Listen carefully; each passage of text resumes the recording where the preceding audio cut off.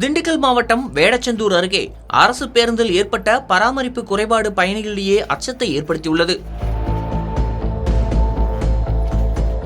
திண்டுக்கல்லிருந்து மாமரம்பாடி வழியாக வேடச்சந்தூரை நோக்கி அரசு பேருந்து சென்று கொண்டிருந்தது. இந்த பேருந்தில் 10க்கும் மேற்பட்ட பெண் பயணிகள் உட்பட பலர் பயணம் செய்து வந்தனர். ஆனால் பேருந்தின் உட்புறத்தில் எந்தவித விளக்குகளும் எரியாததால் முழு பேருந்தும் இருளில் மூழ்கியிருந்ததாக கூறப்படுகிறது. இதனால் பயணிகள் அனைவரும் அச்சத்துடனே பயணம் செய்தனர். குறிப்பாக பெண் பயணிகள் பாதுகாப்பற்ற சூழலில் பயணிக்க வேண்டிய நிலை ஏற்பட்டதாக பயணிகள் வேதனை தெரிவித்துள்ளனர். மேலும் பேருந்து நடத்துனர் தனது செல்போன் டார்ச் ஒளியை பயன்படுத்தி பயணிகளுக்கு டிக்கெட் வழங்கிய சம்பவம் அதிர்ச்சியை ஏற்படுத்தியுள்ளது.